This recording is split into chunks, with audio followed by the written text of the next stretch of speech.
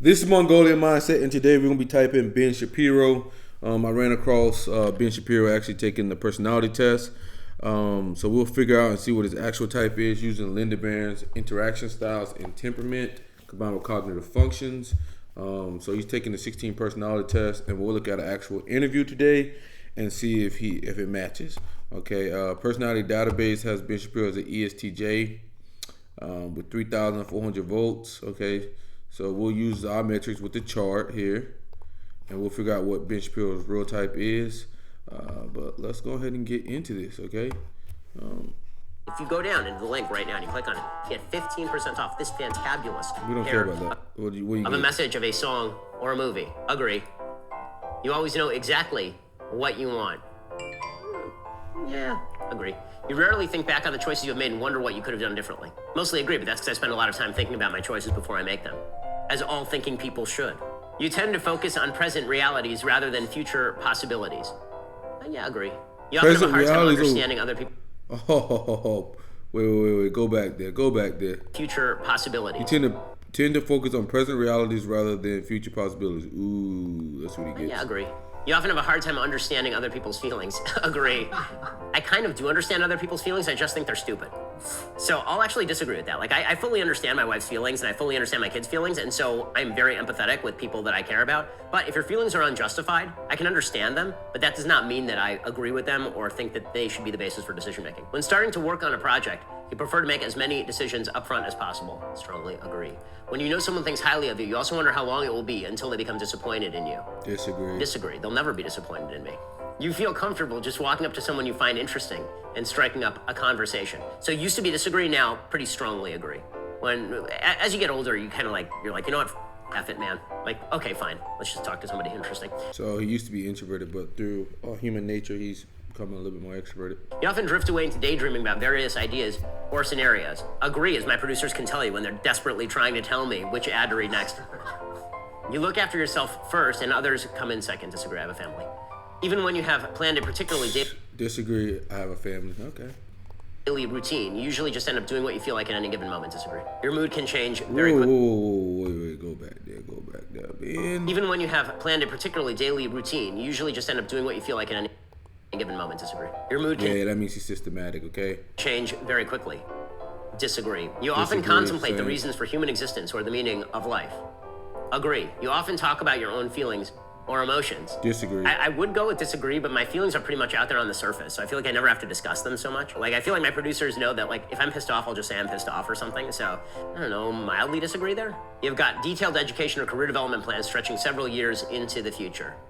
Agree. You rarely dwell on your regrets. Agree, but that's because I've had an amazingly baller life. Spending time in a dynamic atmosphere with lots of people around quickly makes you feel drained and in need of a getaway. No, that's who he gets. Who can't keep up with architects' process, like gossip. Agree. You still honor the commitments you made even if you have a change of heart. Super agree. You rarely feel insecure. Agree. See results. Okay, let's see, guys. The architect, intj. Wow. You knew it. Okay, everybody in the room is like, called it. We're going to read you your results back to you. Okay. And get your reaction. All right, so he got INTJ. So we're going to go check the interview and see if we get direct, responding, abstract, systematic, pragmatic, TFISENI. Okay, if he has those, then he's an INTJ.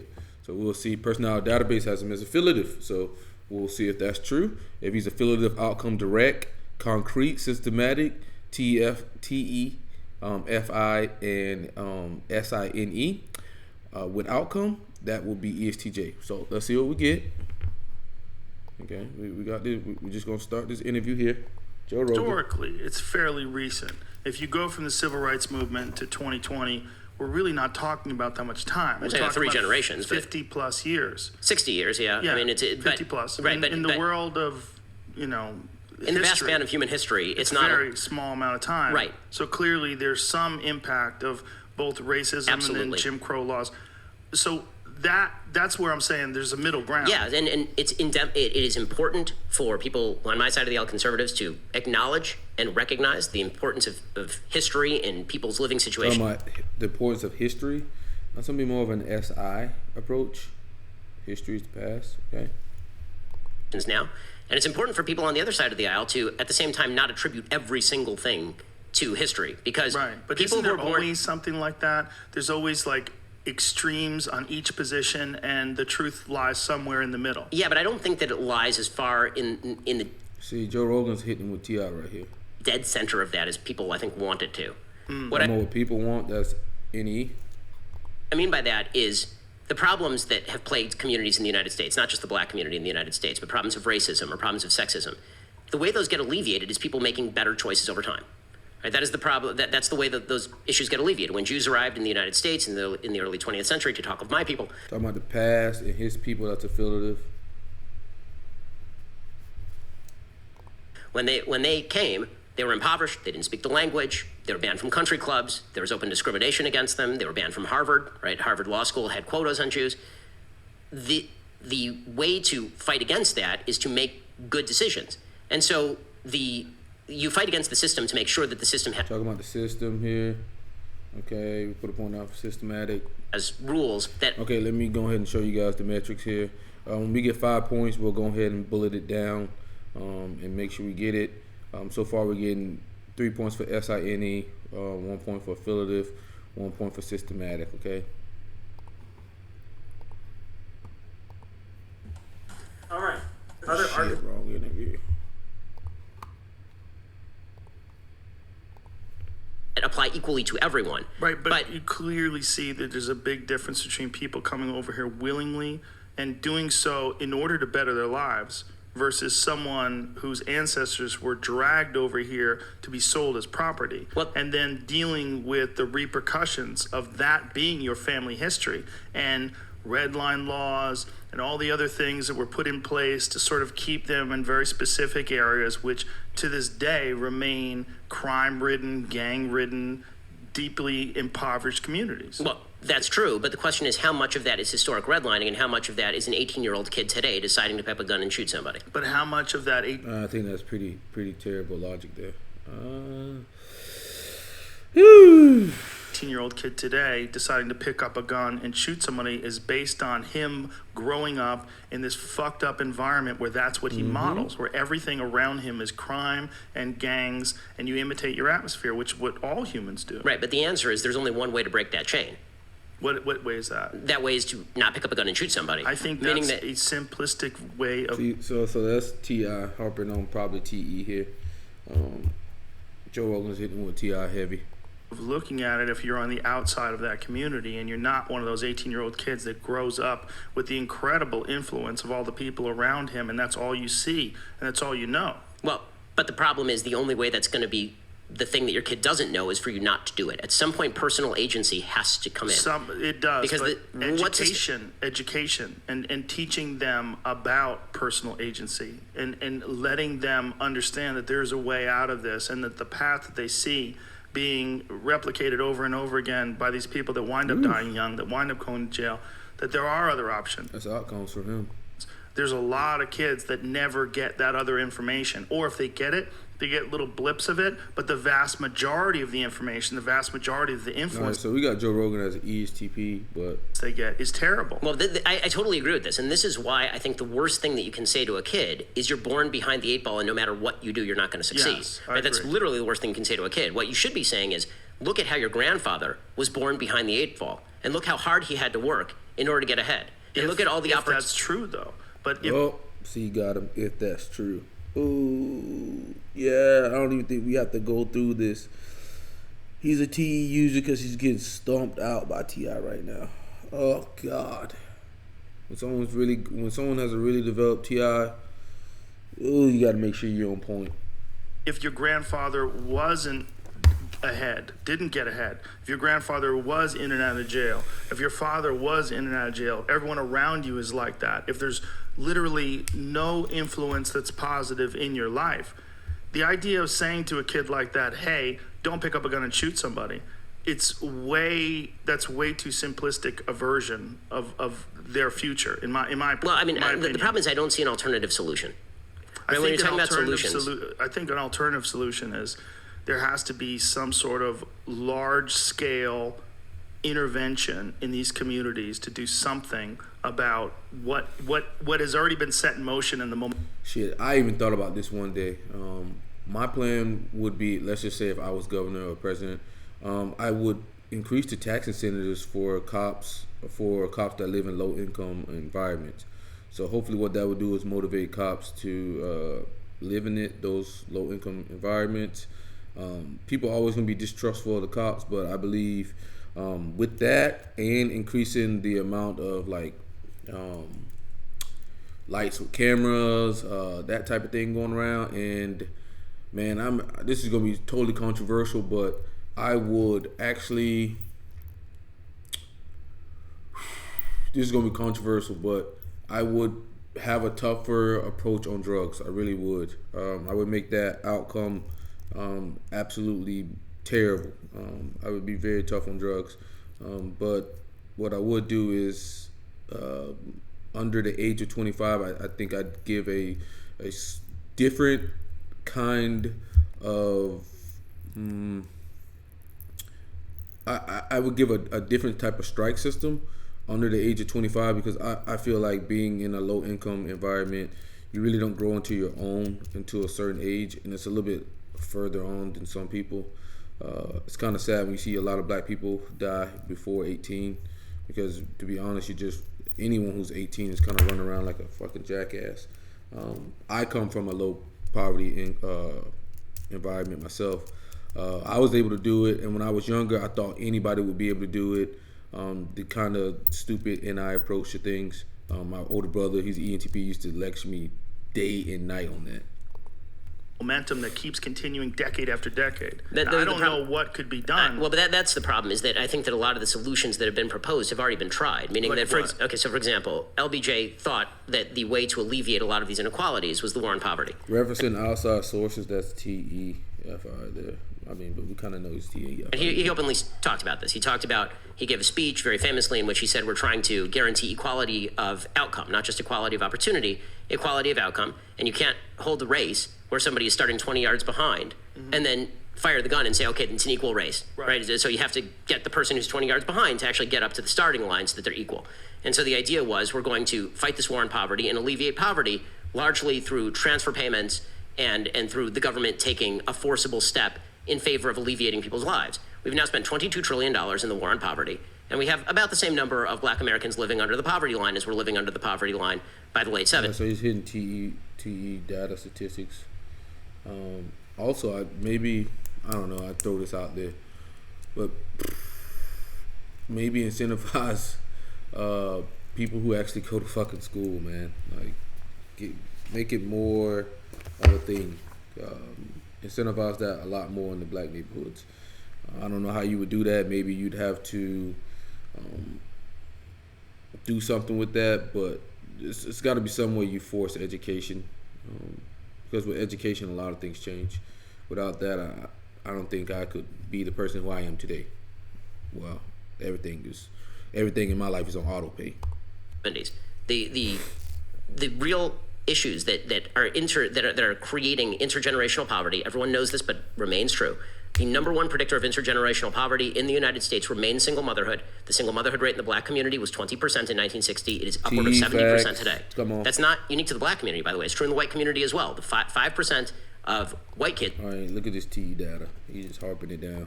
Were born out of wedlock in 1960. Today, it's upward of 40%. That is not, something has happened, and it is not a matter of increased racism. So when this guy is talking, he's coming down on you. That's direct. Okay, he's coming down on you. He's not coming in passive, so I'm going to hit him for direct here. Okay, so he's direct. Okay, Ben Shapiro, he's talking massively down. Let's go green today. So he's direct. Okay. What else do we have? That's all we have? Thought we'd have more. So he's direct, so that eliminates all the informative types. That means he can't be a ESFJ, ESFP, ENTP, ENFP, ISFJ, ISFP, INTP, INFP. According to the chart here. Okay, according to the chart, he can't be those because he is direct. He's talking down. It's very easy to pick up what he's saying, but he's just talking really freaking fast. That's not happening because of increased racism, right? That is happening because there's been a cultural change that does not place tremendous emphasis for black or white or for anybody on personal responsibility and personal agency. There needs to be a mindset change. We do this, by the way, in all other areas of American life except for the most important decisions. In the area of sports, nobody does this routine. This is a point Shelby Steele makes. In the area of sports, if a kid does not just reference another source. Okay, so we get it for TFI. Use TFI machine with data, statistics, and facts. Okay, so with that being said, with being direct in TFI, there's only 4 types he can be at this point. That's going to be your ESTJ, so personality database, that's still on the board. We still have ISTJ, ENTJ, and INTJ. Okay, he got INTJ on the test, so let's see if it's accurate. Not have a good jump shot. Nobody says to him, you know what, you don't have a good jump shot because your father didn't have a good jump shot, his grandfather didn't have a good jump shot, and the game is biased against you. We say, okay, if you want to be on the team, you're going to have to learn to shoot a jump shot, right? That sounds harsh, that sounds bad. But sports are different. And here's why sports are different. Okay, so he just got hit with TI again. Sports, you enter them independently of your culture. You base what you're trying to do on the parameters of the rules and the people that you're competing against. That's how you look at it. So whatever culture you're from, you walk into this new thing with this very rigid set of rules.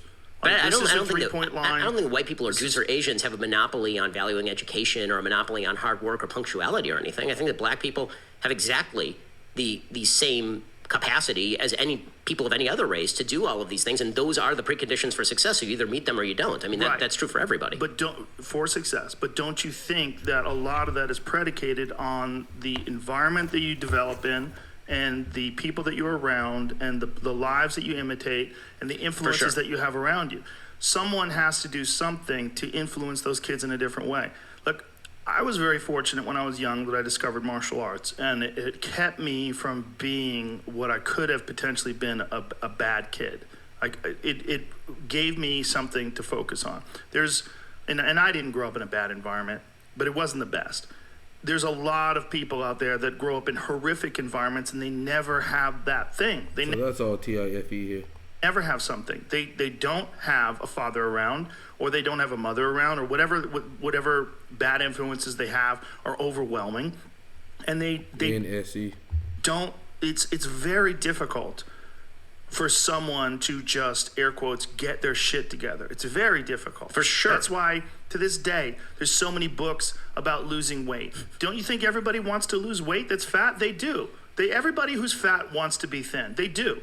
But it's fucking hard. For sure. And that's nothing in comparison to changing your whole life. But you would say about somebody losing weight. I would say Ben Shapiro, you just got wrecked here.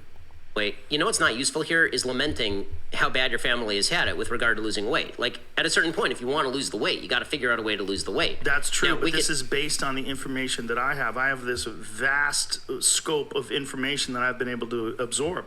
If you're in these isolated environments and everyone around you is involved in gangs and crime and drugs, it's very difficult to model yourself after something that you don't see in real life. Well, I would just say in general, man, the better you are in life, the richer you are in life, the better your friends are, the better things you have, the better tools you get.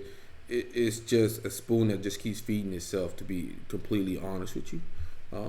Like I've seen that just that example of itself play out in the gyms. Like when you go to the gyms, like the biggest guys lift together and they share their secrets together. If you're like a smaller guy and you somehow work your way into like a strong person or big person's group in the gym, then you get all of their secrets. That I just seen that play out just in the gym. You could play that same thing to rich people. Long as you're able to work into their system or you get inside of it, then they will share their knowledge with you. And without that, like, people really, if you're down here and you never get to that level, you never will get to that level, unfortunately. Totally true.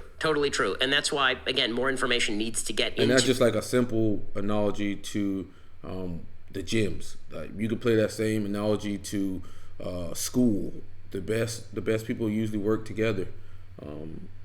to a large degree. When it comes to money, the best people work together. When people think about stocks, there's literally only a few stocks, and when you go to the store, you think it's so many different companies, but it's really just a few. It's always just a few, man. If you could just get inside of that, learn what they got, you can apply it to other aspects of your life. Two areas. I agree with a lot of the opportunities that need to be provided by education. Getting people to be educated outside their local public school would be a good change. I mean, being able to like move outside your crap local public school and go somewhere else would be good. The best influences for kids that grow up in these environments seem to be people that have gotten out and then come back and talk to them. Right. And tell them how to do it. But none of this has to do. Be done. But to go back to the original conversation, none of this has to do with telling kids that you live in an evil country that's seeking to keep you down. Well, maybe not, but there has been a very small amount of emphasis placed on taking these impoverished communities and figure out how to engineer them out of the situation. Well, I don't think that's true. So I don't think that's true. Yeah, I mean, the amount that we've spent on a federal level and a state level on educational programs and poverty programs over time. But no, on a year-to-year level. I mean, these are enormous quantities of money. This is not really a money problem. It really is not a money problem in just terms of you could sign everybody a check tomorrow, right? The predicate. So the predicate for the slavery reparations movement is exactly this: sign everybody a $80,000 check, and the problem will be alleviated. No, it won't. I don't think that's right. I think they'll spend the $80,000 and they'll be right back where they started from. But I do think that there is an argument that there can be some way of engineering, whether it's community centers or education or doing something differently in these places to chip away at this problem. So on that stuff, we totally agree. The only point that I'm making, I think you have to make an incentive for people to want to do something. You got to make a big enough incentive for people not to contribute to crime. You got to make a big enough incentive.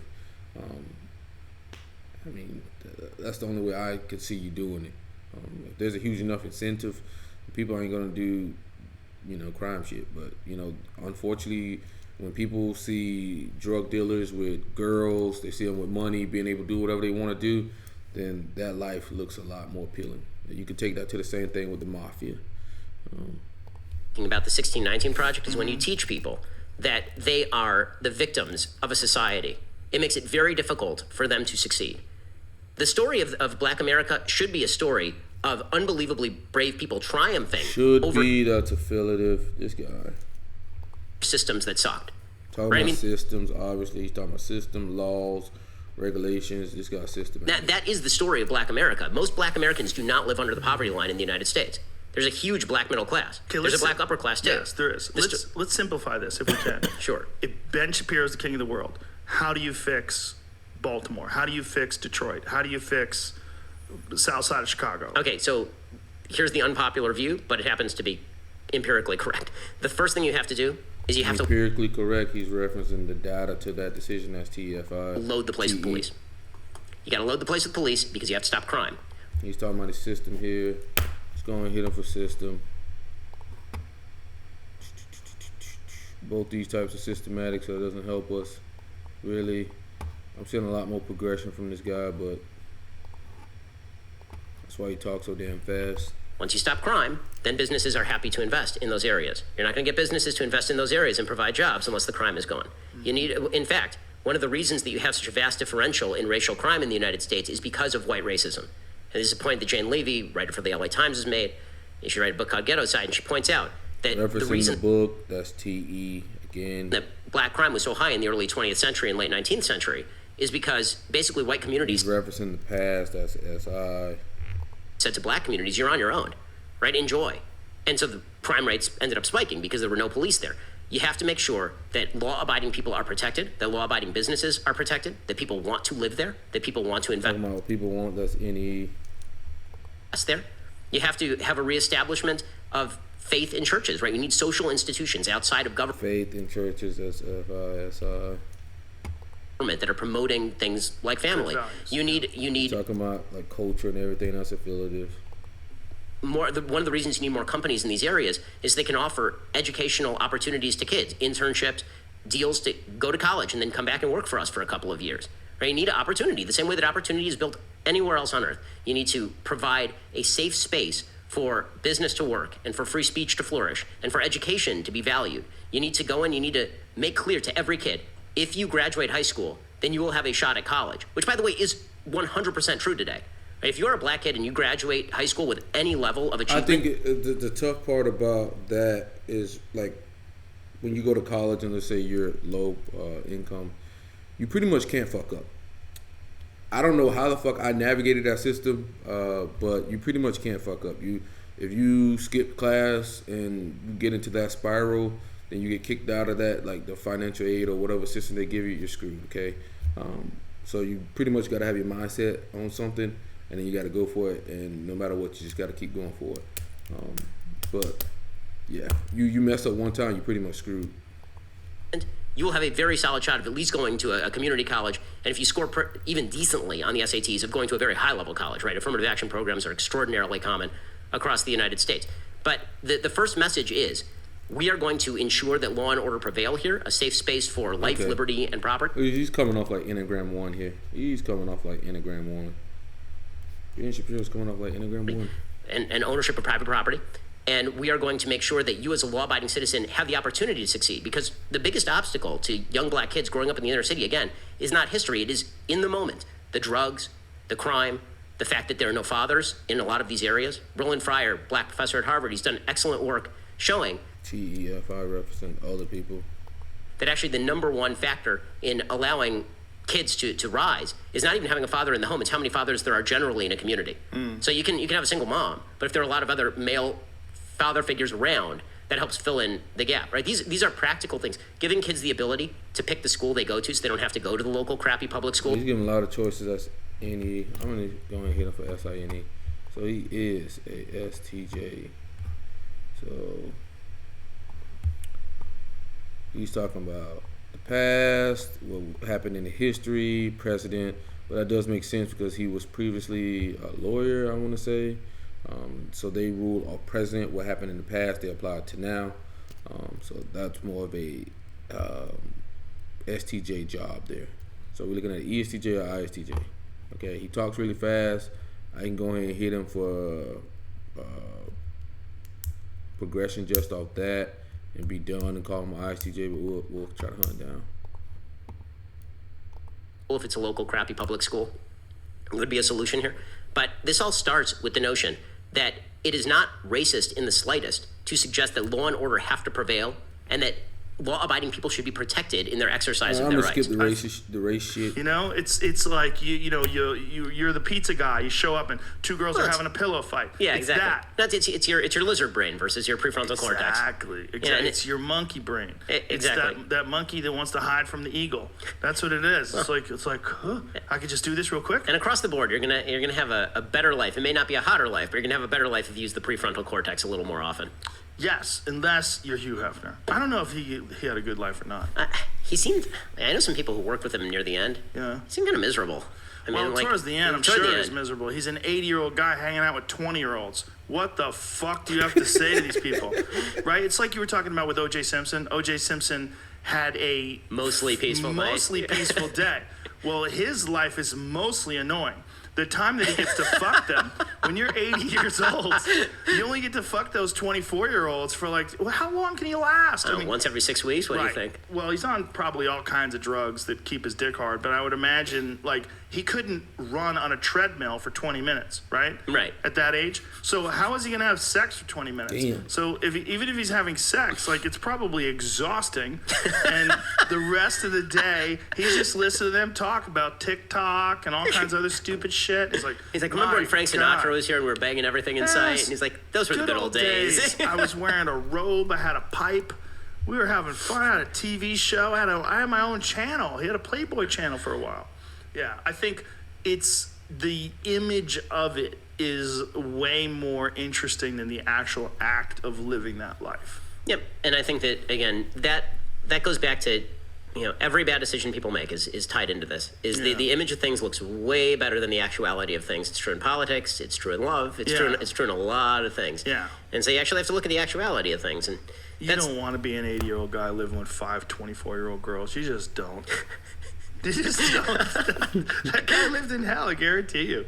I bet his life was mostly annoying. But every now and then, while he's having sex with those 24-year-olds, he's probably like, I can't even believe this is real.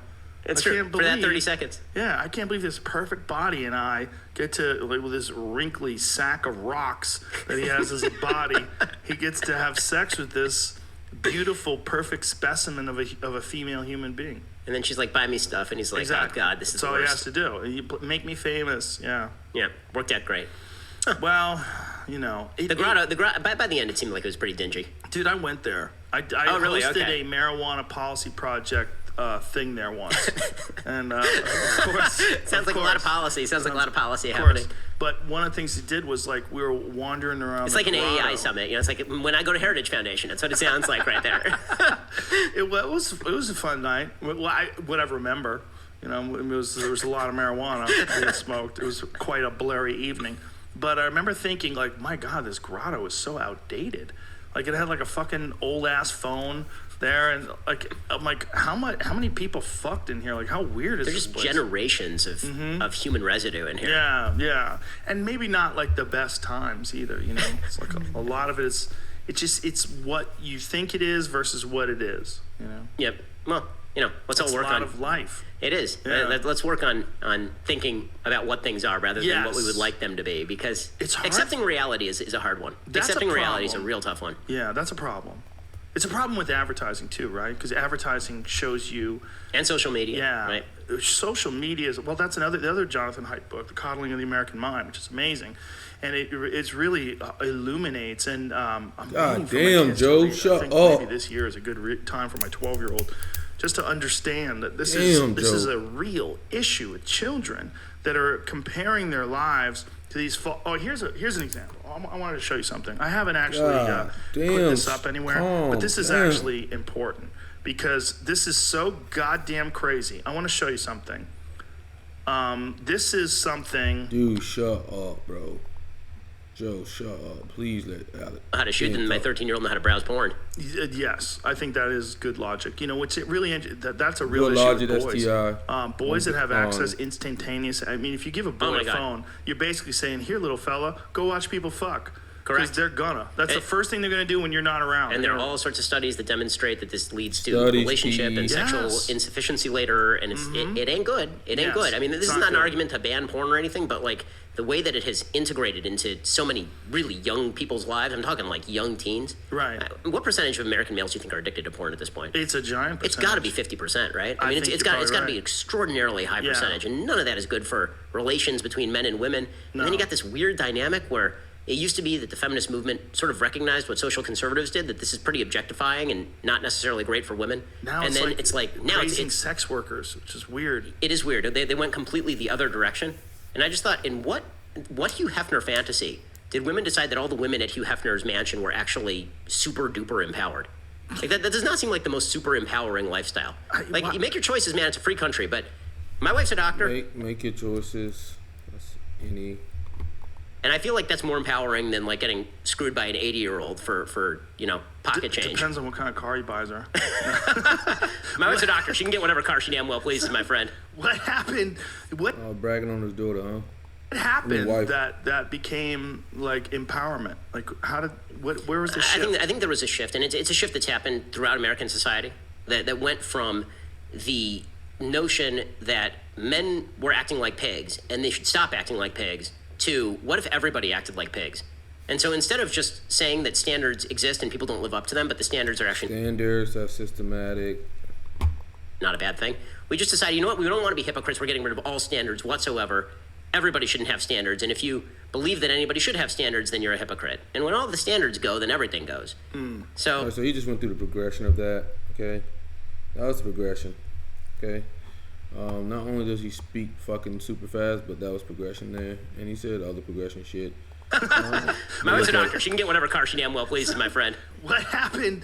What happened that became like empowerment? Like And you see, like, when people are direct in their progression, a lot of times they can give you a lot of information because they got to go from A all the way to Z. They got to go on that whole journey to explain what the hell's going on. And it can look like informative. It's kind of like Dario Nardi sometimes. He's got to go from one step to the end. Where was the shift? I think there was a shift, and it's a shift that's He's going to go through it right now. happened throughout American society that went from the notion that men were acting like pigs and they should stop acting like pigs to what if everybody acted like pigs? And so instead of just saying that standards exist and people don't live up to them, but the standards are actually not a bad thing, we just decided, you know what, we don't want to be hypocrites. We're getting rid of all standards whatsoever. Everybody shouldn't have standards. And if you believe that anybody should have standards, then you're a hypocrite. And when all the standards go, then everything goes. So, like, I actually kind of agree with the original feminist idea that men were kind of acting like sexist jackasses and they should stop that. But the solution to that was not... Talking about the right thing to do, that's affiliative again. Okay, now, women should imitate men at their worst, and that's a freer, better society. Like, I just don't think that that's... Again, it's a free country, do what you want on the legislative level, but as a cultural matter, I don't think that leads to a lot of human happiness. I look at it like sex. Okay, so we're going to hit them for ISTJ here. Okay. Usually we see, like, a direct responding people, they really talk really fast.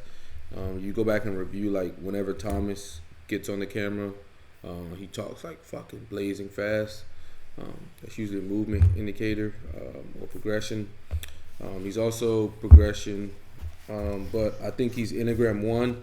So that type is called a reformer, and I'll just give a little quick breakdown. It says conscientiousness with strong personal convictions. They have an intense sense of right and wrong, personal and moral values, wish to be rational, reasonable, and self-disciplined, mature and moderate in all things, highly principled, strive to be fair, objective and ethical. Truth and justice are primary values, sense of responsibility, personal integrity, and having a higher purpose often make them teachers or witnesses to the truth. At their best, becoming extraordinarily wise and discerning. By accepting what is, they become transcendently realistic, knowing the best thing to do in all circumstances, humane, inspiring, and hopeful. The truth will be heard.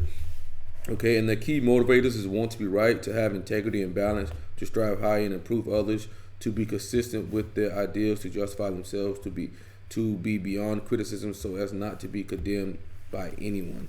Okay, that's Ben Shapiro in a fucking nuthole right there. He's a type 1, and like we said, we believe that your MBTI is the tools you have. Okay, those are your tools, and Enneagram is who you are, and Enneagram is how you use those tools as well. So he's an ISTJ with Enneagram 1. I'd probably go more to wing. He's not mediating here. I'm going to go 2. I guess he wants to help people to a degree. So we'll go 1 wing 2, ISTJ. And so let's go ahead and put that. ISTJ 1 wing 2. Okay. He's responding. If you didn't see that one point, I was getting really annoyed with Joe Rogan. It's concrete. Okay. He's affiliative. He's always talking about the right thing, culture, everything like that. Okay. And he's progression. Okay. So there you go. Ben Shapiro, ISTJ. He is not an INTJ. But yeah. That's why we don't take tests. But this is Mongolian Mindset. If you like the video, please subscribe, and we're out.